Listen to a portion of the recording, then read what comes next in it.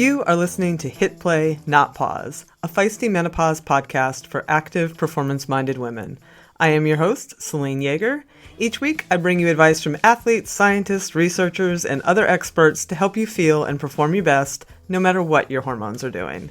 This show is a production of Live Feisty Media. Hello, strong, feisty women. So we have a little bit of a different show for you this week, but one I think you'll all really enjoy and get a lot out of, not just through menopause and athletics, but for life. It is with statistician Leslie McClure. Leslie is the chair of the Department of Epidemiology and Biostatistics at Drexel University's Dorn's Life School of Public Health, where she works with other scientists to help them better formulate, design, analyze, and present their science. Leslie reached out to me and offered herself as a guest because she's part of our Hit Play Not Pause private Facebook community, and she recognized that a lot of us are out here doing our own research, Googling symptoms, looking at menopause resources, and even accessing medical literature. And she recognized that, one, there's a lot of sketchy information on the internet, and two, even if you find a medical study, not all studies are created equal.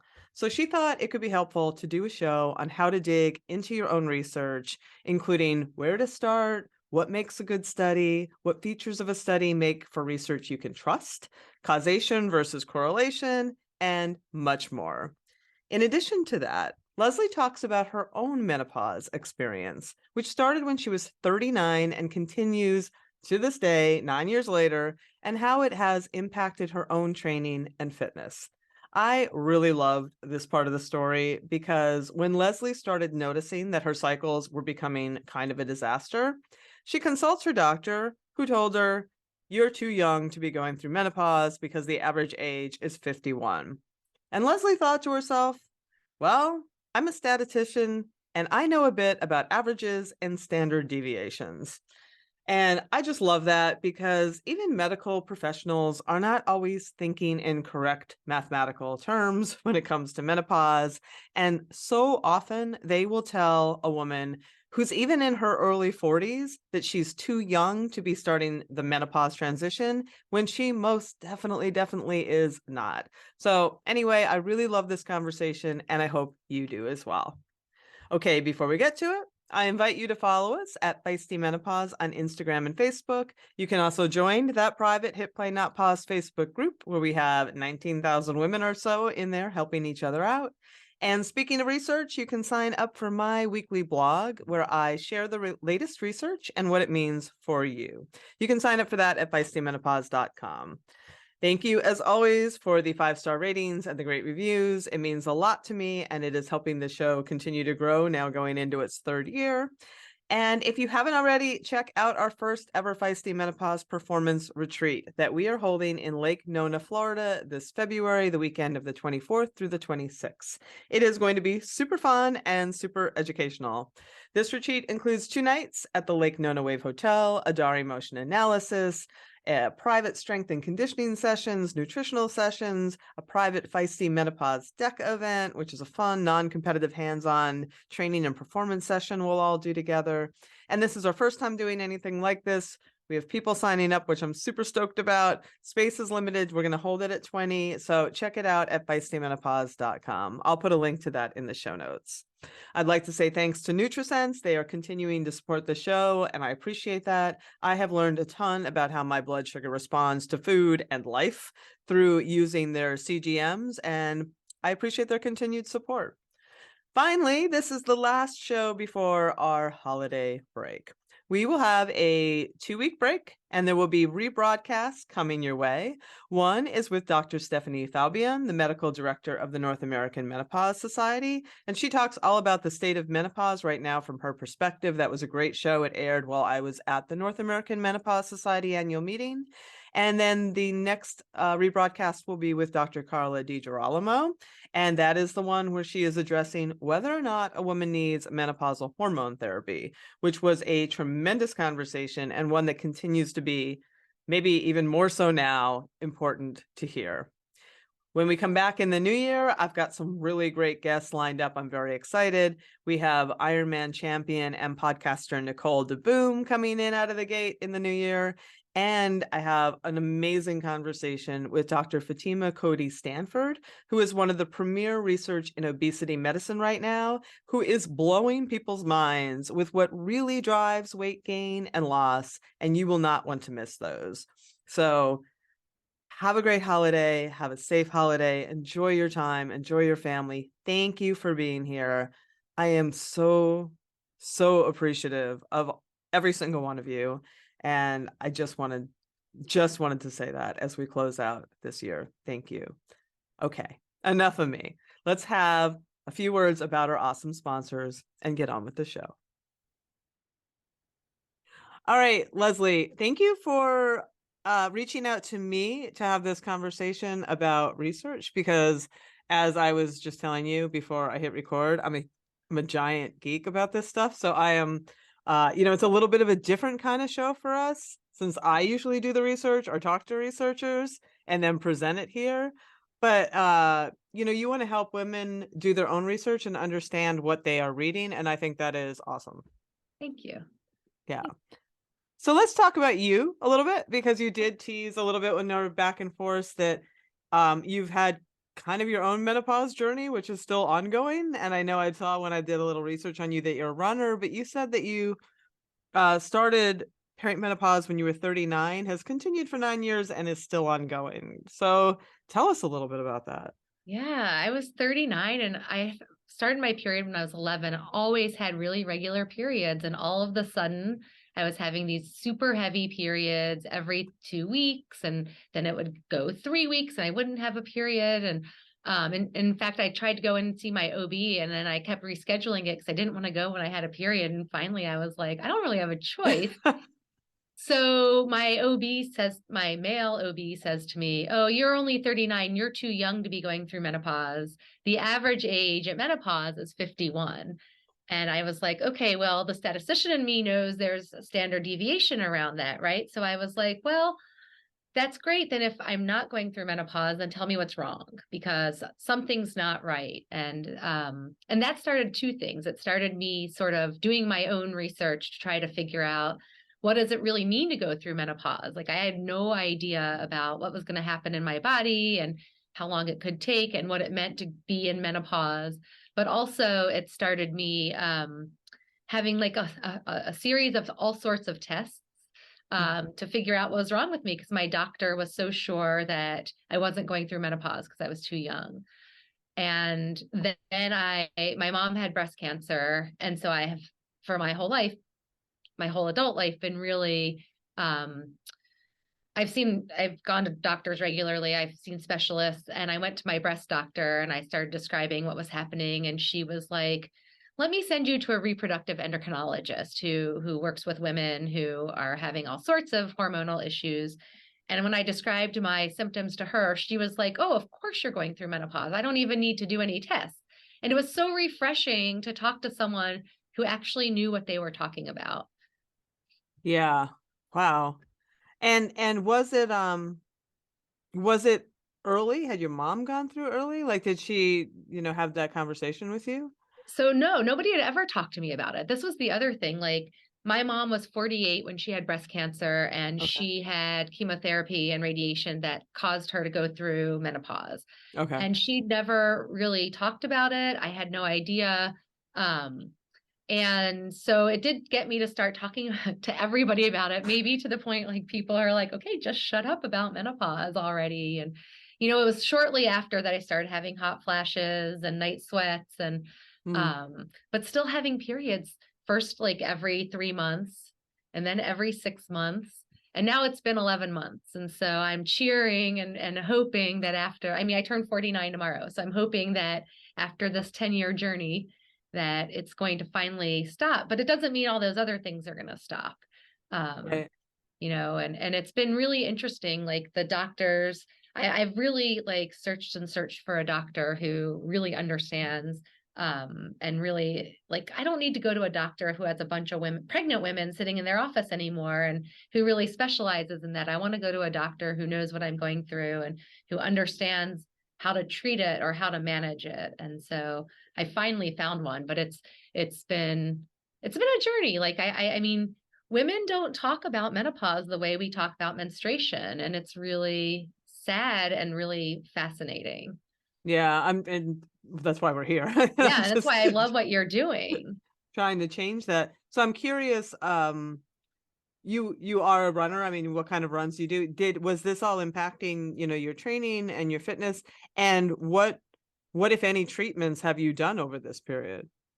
So I've run for as long as I can remember. I did my first half marathon when I was in graduate school, and I did my first sprint triathlon in 2019, and did the duathlon in 2021. They were off for 2020.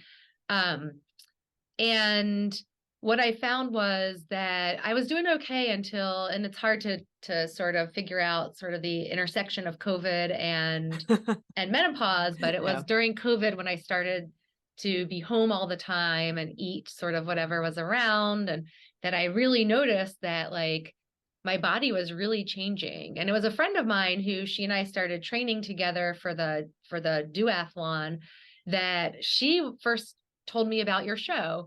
And that's how I started to learn about like the changes your body was going through and how that affected your training.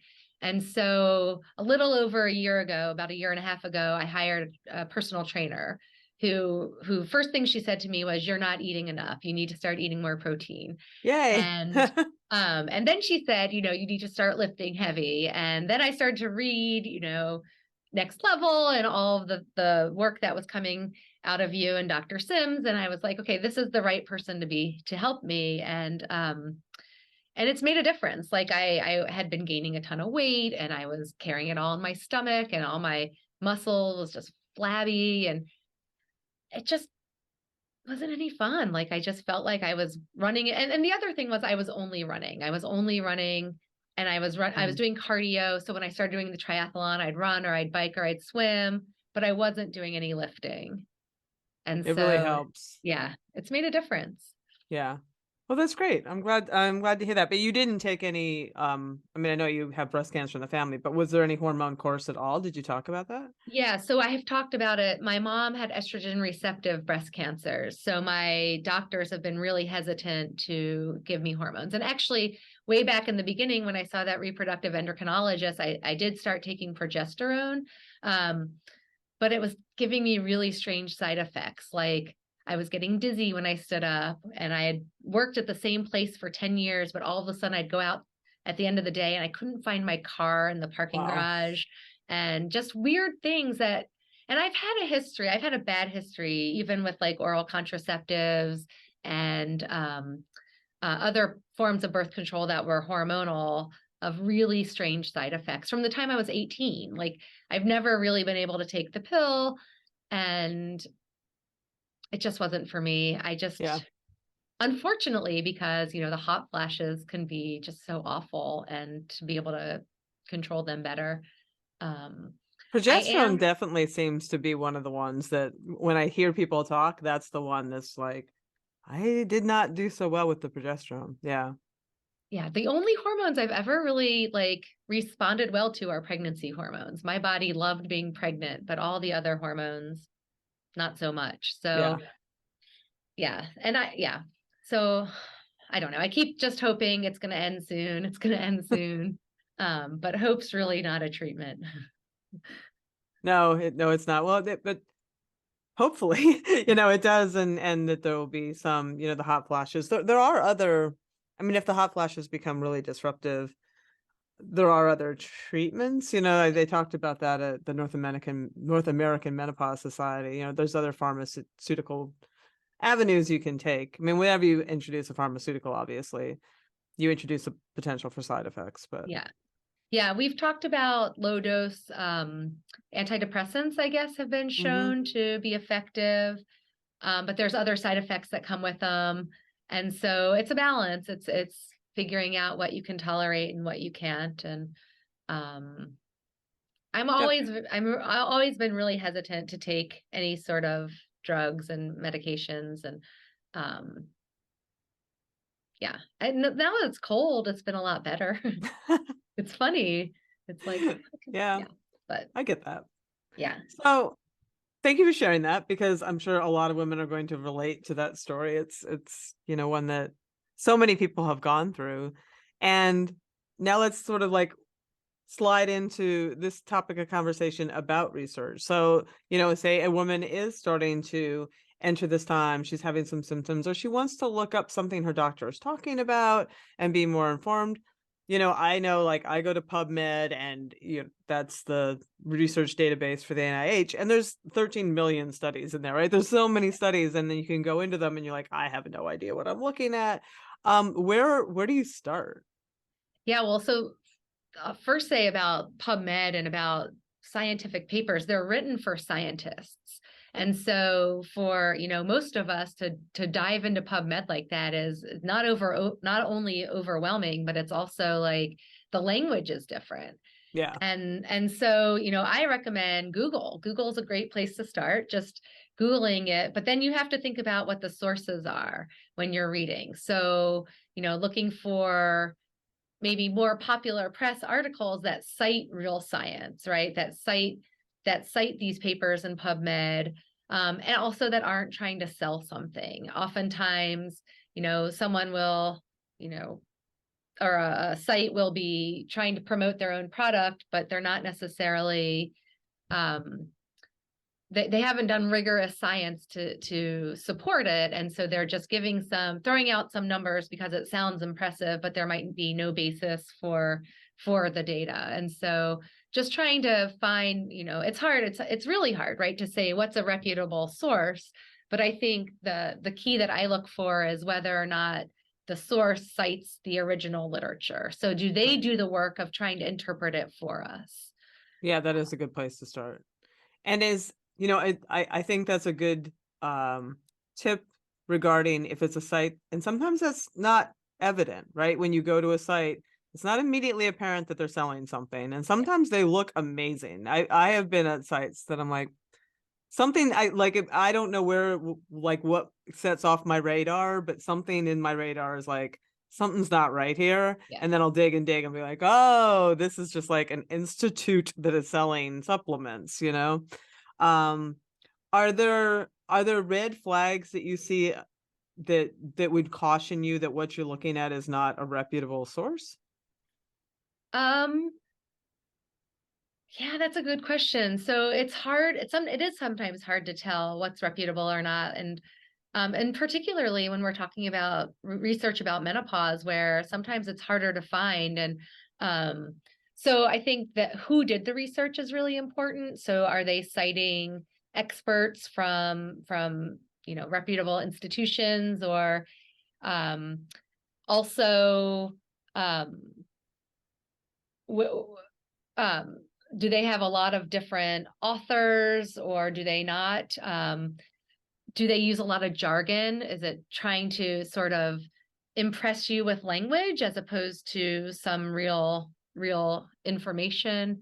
Um, Although that said, when I go to PubMed and look at the literature, I feel like the papers are really just trying to impress me with jargon, right? So Well, so there's sometimes that. it's hard to differentiate that if someone's trying to impress their colleagues, or if they're trying to sort of blow smoke over your head. Um, there's the typical, a lot of hospitals put out information, or WebMD, or those sorts of places, and most of those are fact checked. Right. So they're the bigger institutions aren't going to put something on their website that they haven't vetted. I think if it's a sort of for profit, oftentimes that's a red flag if it's for profit. If there aren't sort of links to other people's data, if there's no supporting evidence, just this is what I found, but nobody else has found this, or I'm not going to share with you what other people have found, that might be a red flag. If it's too good to be true, You just read my mind. I was like, that too good to is be true. such, if it's too good to be true, it is actually too good to be Yeah, true.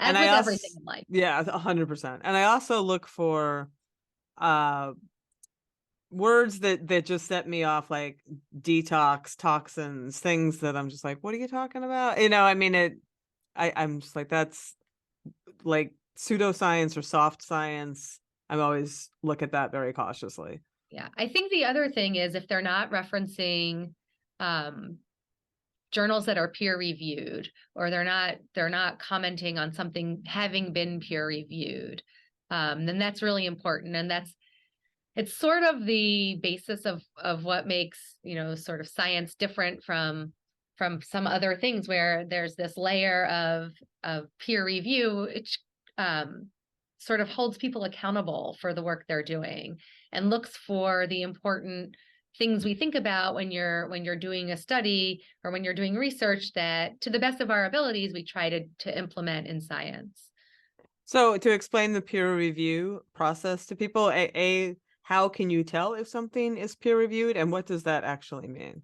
Yeah. So if you're looking at an original source, so not necessarily CNN or USA Today, but the paper that it came from, you can look at the journal that it's in. Most of the time, you can't even access the paper because they charge you for them a lot of the time, which is also, it's not a red flag. It's just a bad side of science, right? Like it should be accessible to everyone, particularly publicly funded science should be accessible to everyone. But you can look at the journal and it will tell you whether it's a peer-reviewed journal or not. And peer review is the process by which a journal gets other experts to comment on the research within a paper. And so like they might look for good study design. They may look for other aspects that make the science more that make the science stronger.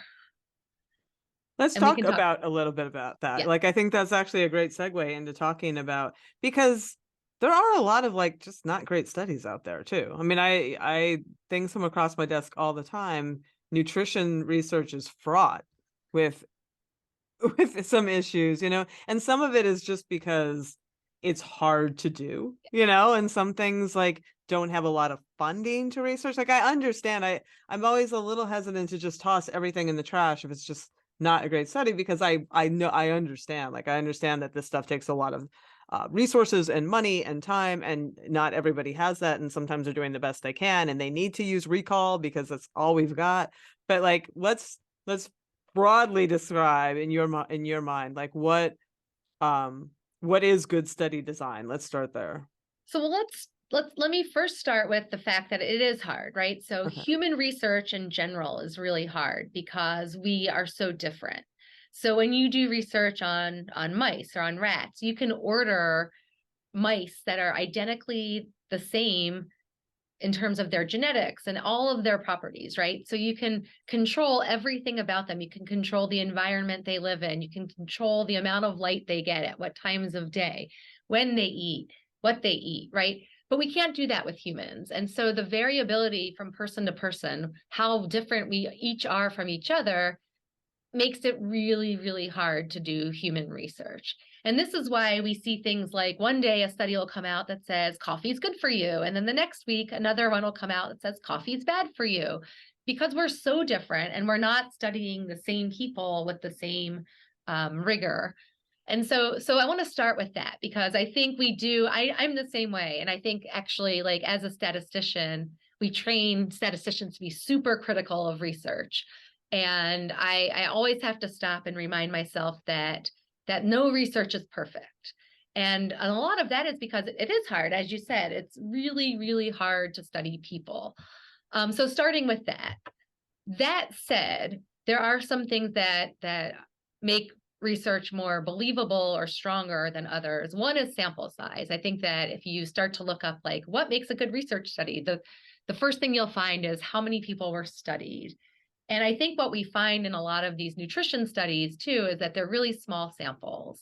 Um, so the next question is, how big is Well, big enough? I was just yes, you Right? just read my question. I was like, can you define like what small is or what is So big enough?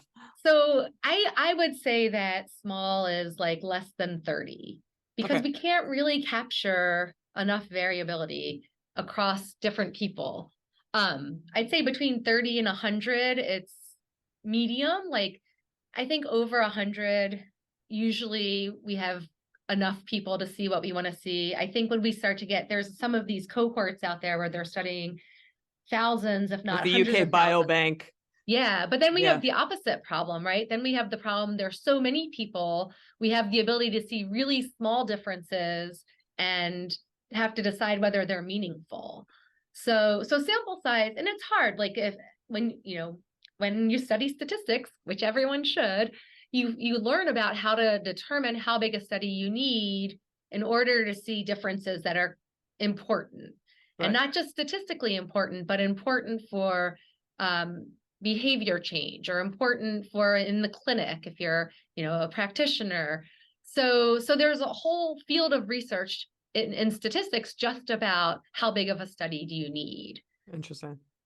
So I think thinking about sample size is the first thing. So if it's a really small study, it doesn't mean that it's not true, it doesn't mean that it's not good research, but it's not enough alone to be conclusive. And I think that we tend to see a lot of smaller studies in women in particular. I think the next thing I would think about is whether or not it's randomized. Mm. So this isn't always feasible, and it's not always easy, but it's sort of the gold standard in human research is to do a randomized study. And there's a lot of good reasons for that. One is if we let people decide so when we randomize, we basically flip a coin and we say, you're going to be in treatment A if it's heads, you're going to be in treatment B if it's tails. So if we think about like, if we're, estrogen, you either get estrogen or a placebo, for example, and it's decided by a toss of a coin. It's random. And the reason we do that is if we let people come in and say, oh, I want to take estrogen or not, there might be differences in who does. For instance, I would come in and say, I don't want to take estrogen because I know my mom had an estrogen receptive breast cancer, right? So I have a fear, founded or not, that it might increase my risk of getting breast cancer. And so the people who would take one treatment versus another, who might decide to take one treatment versus another, might look different. Right. And so by randomizing, then we take away that self-selection. We also try by randomizing to balance the characteristics of the people in the two groups. So for instance, we might get all older women who decide they want to take estrogen and all younger women who don't. And if we try to compare those, we don't know if we're comparing estrogen use or if we're comparing age. And so by randomizing, the goal is to get sort of the same distribution of ages in our two groups.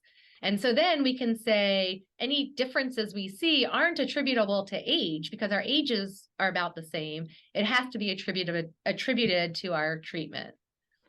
Do they need to be blind if they're randomized? Like not knowing? Because so you don't have, I mean, the placebo effect is real, as Yes. everybody says, so Yes. even if you randomize me, but I know I'm taking the estrogen and not the placebo, my brain is going to have an expectation. So it's desirable, right? Our goal is not only to be blinded or masked to the treatment for the participants in the study, but also for the practitioners who are running the study, right? Because if I Oh, right. know that you're taking the placebo, when you come in and say, oh, this is making me tired, I may not write that down because I know you're taking the placebo and it's just your mind playing tricks on you, right? Right. So ideally, everyone who's sort of involved in the study, whether they're the participant or whether they're the practitioner, and even the statistician would be blinded. When I analyze the data, initially, I don't know what treatment is what, because I might change how I approach it, right? Right. If I know who's taking what. So, but practically that can't always happen. So for instance, if you're trying to compare different exercise Right. routines, You're right? lifting heavy or you're lifting heavy. Like Right, you can't have fake dumbbells and be like, it doesn't weigh anything. But right. yeah. Right. So, and sometimes there's other practicalities that might impact that. So we try, right? When we design research, we try our best to keep everyone blinded or masked to the treatment. And even to the point where, like, if it's a placebo-controlled trial, so someone gets an inert or inactive tablet, that we try to make it look as much like the active tablet as we can. So we do, Right. and it's expensive and it's time consuming, but we do a lot to try to make everything as identical for everyone so that they don't know and we don't know. Yeah, no, I think that's as you say, it's not always possible, but when it is, it does yield, I think, the most, reliable is not the word I'm looking for, but you know what I mean, Yeah, that kind of it takes evidence. away biases. It Yeah, removes the ability for people to sort of, you know, say, oh, well, this is working because I know I'm getting the treatment. right. And then, some of the other things we try to think about is generalizability. So who is the study in, right? So for instance, I think I was talking to a colleague of mine and she was telling me about there's a study in Norwegian white males about the impact of exercise on mortality, I believe. And we can't learn anything from that study about women, right? Or we can't, or for people of color, right? Or even for people who live outside of Norway. Right. So we have to be careful about who's in the study and only draw conclusions that apply to the people we studied. And so we try really hard to get a broad age range and to get diversity in our race and ethnicity, and to look at people from different types of neighborhoods and different places in the country, right? We try to take all those factors into consideration so that we have broad generalizability, so that we can make broad statements. And I think when we were talking about what's a red flag, when people say that women should, right? That could be a red flag if you looked and they studied maybe 30 women and they were all between 40 and 60. Well, Right. then we have to think about what might happen when you're over 60. And so we have to think about gender and age and race and ethnicity. We have to think about occupation and what kinds of occupational exposures, location, where people live. I work with a lot of people who do a lot of research about how where you live impacts your health. And it can be for a number of reasons. It can be biological reasons, like what's in the water you're drinking, Mm, or it can be for social reasons, right? What's in your neighborhood? How far are you from a grocery store, or how far are you from a hospital? So, of course, we can't always yeah. incorporate all of those things. And this is why I think for me, like it gets harder and harder to see research and be like, that's good research, because sometimes when you know a little too much, you get too critical. But these are the things we have to think about when we're reviewing what's out there. And we can use these extreme cases, right? We can say a study of breast cancer in men, right? That's a very extreme case. But we can't learn anything from that. And so those extreme examples help us kind of understand that who's in our study matters. And so that's another thing. If you're looking at information on the internet and you're trying to figure out if it's believable or plausible or not, if they don't talk about who's in their study, it's hard to really hold it in high esteem. It's hard to say, because it could be they studied all women under 30.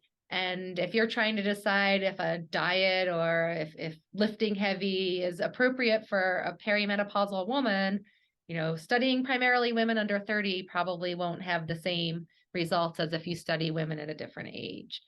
And a lot of those studies, because they're in university settings, are on college age people, right? Like they were on young college age men forever, and now we've got women, but a lot, by all of those factors that we were talking about, like money and resources and time, like you can find people to sign up for those studies at your university fairly easily. And especially if you're paying them, students love Oh to yeah. come in and get a $50 gift card after they spend 6 hours in a virtual reality environment, or yeah, Yeah. yeah. So then talk a little bit about like what determines or what signifies a strong result. And then that also, I think, bleeds into causation versus correlation, which we see a lot of.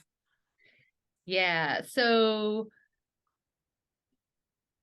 one thing that I think is important to think about is we present a lot of results in a relative fashion. So we might say that women who received the placebo were twice as likely to have something happen, right? But what's really important is the absolute risk. Thank you for saying that. And so you're welcome. And so if the risk of something is very, very, very small, you can still be 100 times more likely for it to happen. It still has very, very small risk. Yep. And so we get caught up in this relative world when we live in an absolute world.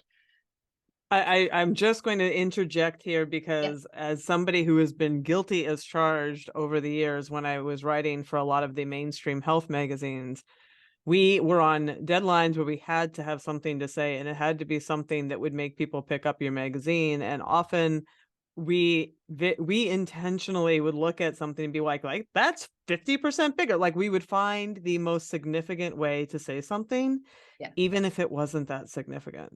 And that happens all the time, whether or not they're trying to do it or, not knowingly trying to do it, but whatever like that. And I have seen researchers do it themselves to promote their own research. Right. Well, and let's take a few steps back about why, right? Because if you don't have a meaningful result, then your paper is not going to get published. And if your paper doesn't get published, then you're not going to get promoted. And so it's this Yeah. currency in academia and in academic research is published papers. And so, we conflate what's statistically significant with what's clinically significant. And Right. so we might have a statistically significant result, which means that it's more likely that we didn't see this only by chance, right? But it may not be really meaningful. And I think I feel like my job is to work with other scientists to help them balance that, right? And I think that that's something we lose track of. And you're right. I mean, it's not just the media that does it, and it is researchers. And part of it is we don't teach them, we as statisticians don't teach them how to understand absolute versus relative risk well enough. And part of it is this currency of academia is this published paper. And so they're going to use this biggest effect they can show without really talking about what it actually means, what it translates to. And one of the things that I thought was the best thing that Avram Blooming and Carol Tavris did in their book Estrogen Matters is do that. Like, because I didn't know what my like you everybody here knows the statistics, like 1 in 8 women in their lifetime will get breast cancer, right? And like that sounds like everybody's going to get it. And but then when you really start digging into the research and seeing what that means over a lifetime and seeing what the actual risk is, and then when you talk about something, if you were taking some sort of hormone therapy that is known to perhaps raise that risk, when you put it on a chart with the relative risk, it's so small. Mhm. It's so small that drinking a glass of wine every day is about the same, and people never get a chance to see all of this Right. in one place, to see like all of these things, like being a flight attendant raises your risk because you're exposed to this radiation. Like we're all done a great disservice by having these messages just like thrown at us down this river without us being able to really parse what that means in real life. Well, and I think that you raise a really important point too, as we talk about this risk in a vacuum, right? So the risk is increased, but we don't say which is the same as the risk of if you drink a glass of wine every day, Right. or if you are a flight attendant, or if you live in a neighborhood where there's something in the water. So we don't put it on a scale that's comparable to other risk factors. And so I think that that's a really important. I think that there is some push to try to do that, to say like this is comparable to if you have a glass of wine every day. Yeah, I But know it does seem to be getting out there, but yeah, I mean, in general, it's all part of and I get it. Like like you're saying, everybody does have a bit of an agenda to get their information out there, and making it pop more, it is one way to do that. It's an easy way to do that because people look at it and they're like, whoa, I didn't know that. But letting it, I think it's important that that's why we're having this show, to like tell people to just dig a little bit more, because I mean, you won't be as alarmed by all the headlines you see. right. If nothing else, you won't think that like the eggs are going to kill you, but no, they're not going to kill you, or that, like, all the things that we hear all the time. Well, I think we in general, the population doesn't understand individual risk versus population risk. Oh, that's a great point And too. we also don't know how to interpret what that means for our own lives, right? We all have different measures of what's a big risk and what isn't, and what we're willing to engage in, right? So, I'm not willing to give up my nightly chocolate. And if you told me that's going to increase my risk of breast cancer by a small percent, then so be it. But on the other hand, I know the risk when it comes to estrogen, and I'm not willing to do it. So I think we all have to make Yes. some judgment for Yeah. ourselves. And I think it's really tricky because I don't understand risk and odds very well. And I'm a statistician, and I've been studying this stuff for, 25 years. And I think that in general, we don't really know. When we say the risk is 1 in 8, they always say, well, if you look around a room and there's, this many people in the room, this number of you is going to whatever. But that's not the case. It's Yep. on average in the population, right? And our individual differences are what, move us in one direction or the other. Right. Right. No, it's such an important point, and it is really hard. And it's I like your point that we do all have to make our own individual decisions, and I do that all the time. I'm like, well, I do these things that lower my risk, and I do some of these things that raise it, and maybe it equals it all out. I don't know, but I have to live my life, and in Right. a way that makes me happy and content. And none of us get out of this alive. Like that's the way it is. But so let's talk a little bit about um correlation versus causation then when we're talking about results. Yeah. So there's one of my favorite websites is this spurious correlations page where it Oh, shows I bet things that's like fun.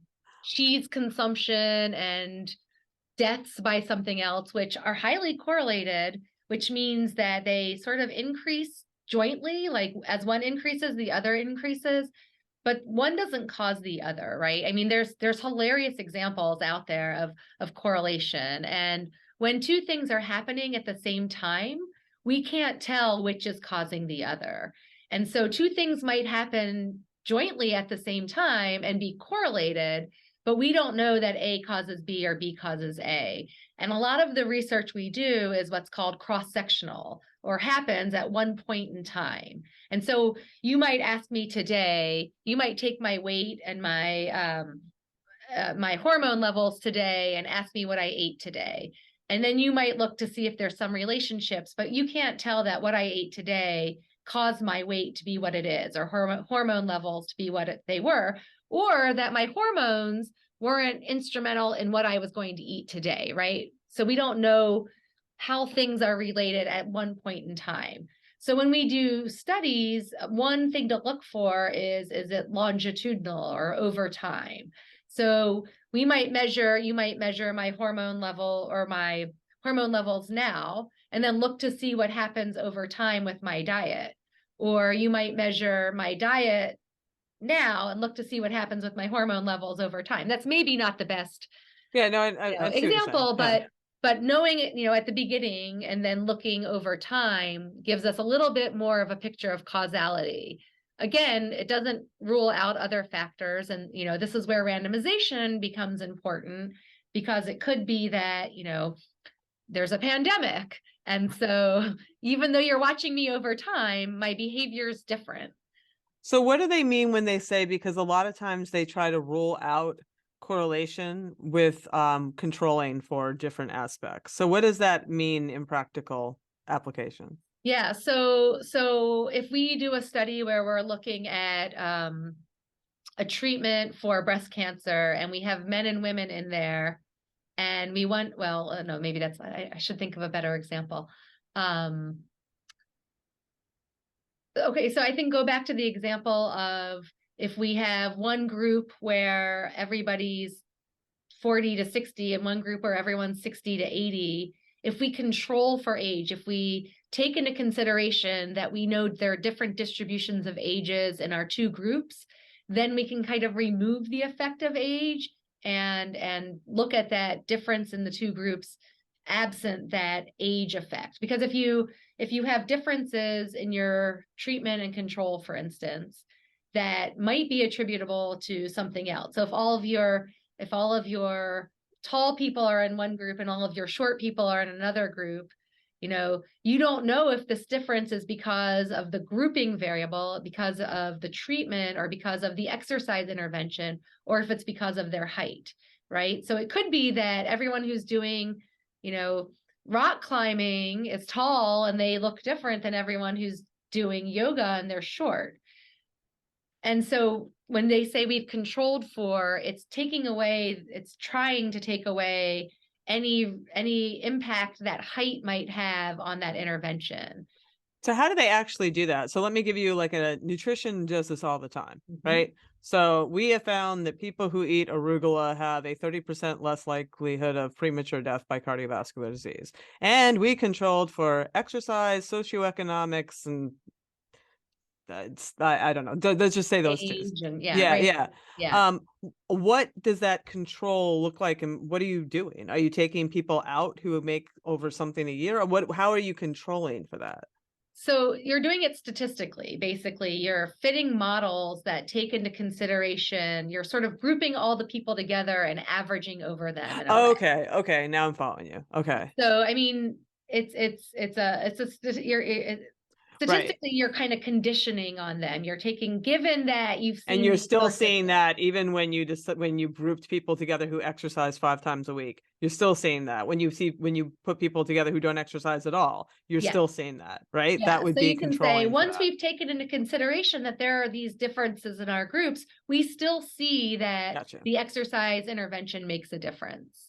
Right. Right. No, that's a great point. Yeah. I mean, the challenge is and this is why randomization is the gold standard, because the challenge is we can't control for everything, right? We could only control for things we measure and collect. And so we do the best we can. And this is why a lot of research is considered sort of hypothesis generating, helps us come up with new ideas, and it's why reproducibility is really important. It's why why we continue to test interventions we've already tested, and why we continue to try to make sure that a new treatment works in another group, right? Because we want to make sure that we've taken into consideration that it wasn't a fluke, that we didn't see some random occurrence in this one study, that it can happen again and again.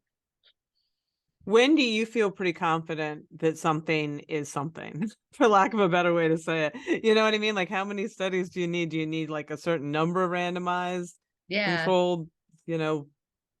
It's a good question. And so there are ways we can kind of test things when we have multiple studies, called meta-analysis. I think you Mm. recently talked about a meta-analysis of exercise of menopausal women, and I think their conclusion was we need more That's studies. exactly what they came up with. Yeah, so like we see this stuff, but we need more research because the studies were kind of crappy, which is Yeah, exactly what they said in better language than that. yeah. Yeah. They were nicer. Yes. Yeah. Yeah, so it's hard because, I mean, this is where I think people hate statisticians, because there is no like, oh, you just do this and this is your answer. And there's a lot of different ways we can sort of assess things. And so there isn't really, I don't know, it depends. It's the old it depends, right? Because did you do the same study and repeat it in a lot of different populations? If so, like if I saw that this worked in old women and young women and perimenopausal women and women who haven't hit the menopause transition yet, and then maybe 3 or 4 studies is enough, because there's enough variation across the studies that give me similar results.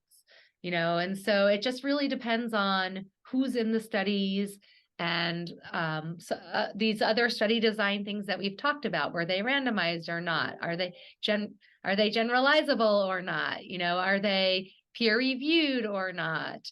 Were they all done in 20-year-old college students at Harvard, or were they done in a cross section of people? And Right. so it's really the evidence taken together.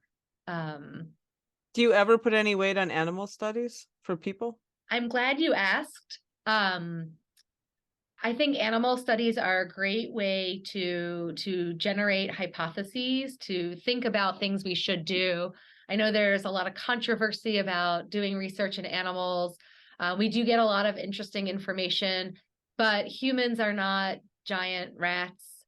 And for all the reasons I talked about, where you can control a lot of things in animals, we can't control in humans. Um, they don't always pan out. So if I'm looking at some supplement or research about a treatment and they've only done animal studies, I'm not so confident in it. If they've done human studies too, maybe they don't see as big of an effect, or that's okay. I mean, again, it's hard to say, a human is 100 times larger than this animal, so we're going to take the dose 100 times. Like, it's hard to make those equivalencies. And so I think animal studies form good basis for doing science in humans.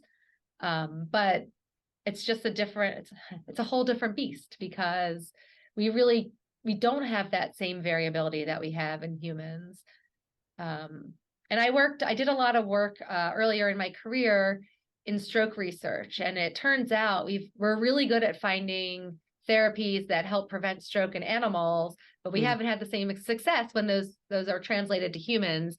And it's really made me think a lot about why, what are those differences, and how do we try to replicate those really rigorous designs in humans? And it's just hard. People are going to do what they want to do, you know. They may even come and tell you when they're in a study that, yes, I did those exercises every day, but we don't really know that they did. And Yeah. so, Unless you capture them and put them in a lab. I mean, right. it is very hard. I mean, none of this is perfect. Absolutely none of this is perfect. I mean, we're all just doing the best we can, including researchers, Yeah. right? It's And there is a lot of good science out there as well. There is a lot yeah. of good science. You know, there's a lot of it. And, there needs to be more for sure. And particularly around menopause. And that's why I love the show, because you find those people who are doing the good science and you talk with them, and we learn from them, and it's amazing. But I think, we're a burgeoning population of the world right Yeah. now. And there needs to be more. Gonna say one of the things that did kind of frustrate's not the right word, but it was a frustration. So I went to the North American Menopause Society meeting, which was amazing. It was jam-packed 4 days of nothing but the kind of research you're talking about. But at the same time, there was part of my brain that was like, I felt like they needed a, double blind placebo randomized controlled study to tell me broccoli was green. Do you know what Right. I mean? Like, and I was Right. like, I don't think like, sometimes I wish that they would be able to even tenuously, even hesitantly connect a dot, that Yeah. where it seems so clear to me, like, and it's not going to hurt you to connect this dot. And we know that exercise is good for you. So can't we say, like, making muscle is good if sarcopenia is bad and estrogen is anabolic? Can't we just make that jump, even though you can't do this exercise research in an easy way? That's where I get that's where I come in and start just running my mouth and saying some Yeah. things, because it's hard. It Yeah, is hard. Yeah. Yeah. So can we talk a little bit about supplements and herbals? of course, Because I because I was see, going to ask about that oh, too. good. Because I see all the time on the Facebook page, and other places where people are asking about them. And um, so they're regulated differently by the Food and Drug Administration. They're regulated as food, not as drugs. So the standards by which that they are processed is different. And so there's no requirement that there's evidence that they're safe and effective. Hmm. And there's no regulation of what goes into them as long as it's described in the ingredients. And so I just want to make sure that people are cautious that, what they're taking that they get at their drugstore may be different than what I'm taking that I get at my drugstore, because they might be made by different companies. And, I see all the time where women say, oh, I tried X and it worked for a little while and then it stopped working. And there could be so many reasons why. One could be like the placebo effect is real. And so in the beginning, I want it to work. And so it does work. And then over time, I'm like, maybe this isn't so great. It could be that the formulation's changed and that what you were getting in the beginning isn't the same as what you were getting later on. So I just want to make sure that people understand that the research is different. The research climate is different for supplements and herbals because they have different regulations and standards. 1,000%. And I feel that very keenly as someone who wades into those waters with some regularity, both on the sports side and on the menopause side, and now Yeah. the sports menopause side. Yeah. So, yes, and people should very much know that there have been studies where they find no active ingredients in some of these things. I mean, that is a thing too. I use two resources. I'm curious on your impressions of them.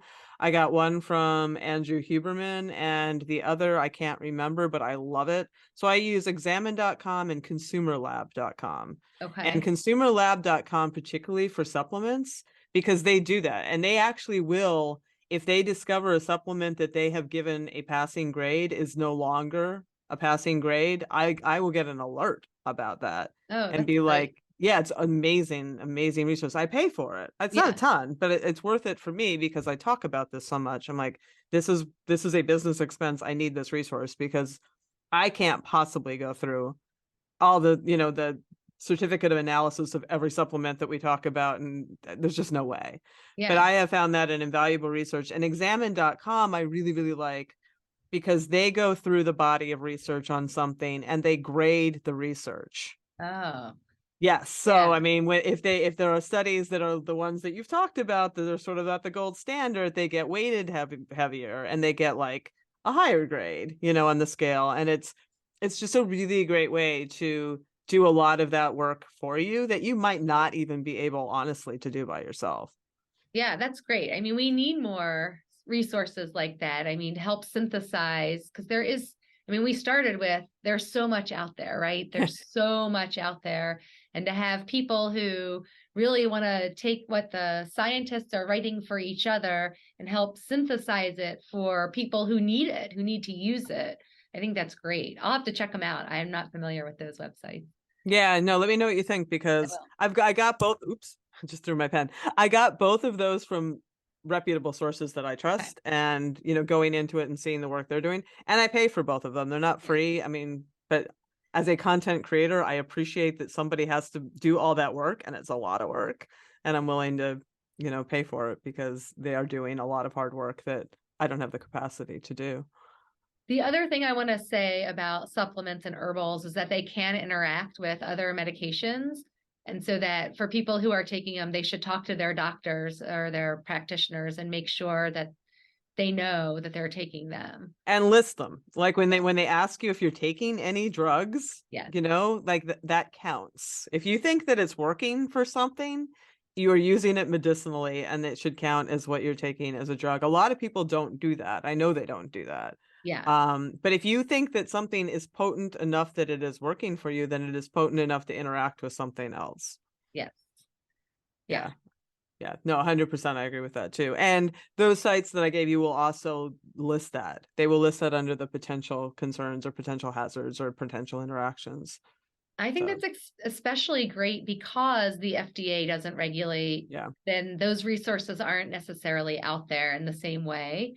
And so to have them in one place and to know that is really great. I Yeah, hope it's my really doctor valuable. uses it. So, I think this has been enormously useful. Is there anything that you had thought about in this discussion to talk about that we haven't yet covered? Just one other thing about where papers are published. Hmm. There's been, and this came up a lot during COVID, there's a big preprint push these days where people Yes. are posting publications on sites like medRxiv or bioRxiv where they can put them out there for anyone to see before they are peer reviewed. And just as a caution that sometimes, not everyone is well intentioned. And Yep. so, this is another red flag where you want to sort of take it with a grain of salt. I meant to mention that earlier. And it's not to say that preprints are bad. It's great to get science out there more quickly, but not everyone has the best intentions, and people will put things out there that maybe wouldn't get peer reviewed because they wouldn't pass muster, and they want to get it out there. So just be cautious about that. 100%. And even if they are well intentioned, they are human beings and people make mistakes. Yeah. People transcribe numbers. People, I've seen it happen, and like another set of eyeballs will catch that. And it's important. Yes. Yes. Yeah. For sure. Well, thank you so much, Leslie. I feel I'm glad we had the discussion. Like I knew a lot of that, but I didn't know all the nuances of that. So I feel like I have walked away with a better understanding of how the internals of good research work. So I appreciate that. And good luck with your journey. Thank you. with your own happy birthday. Oh, thank you.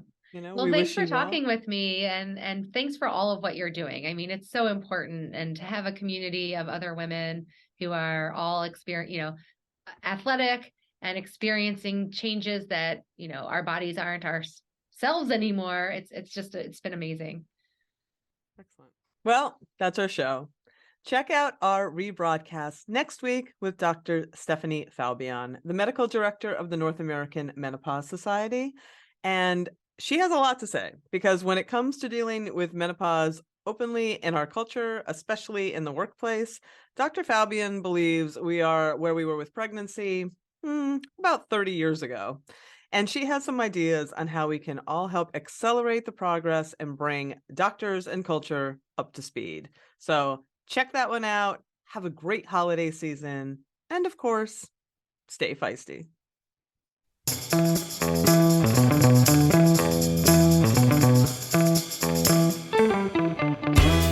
You've been listening to Hit Play, Not Pause, a feisty menopause podcast for active, performance-minded women.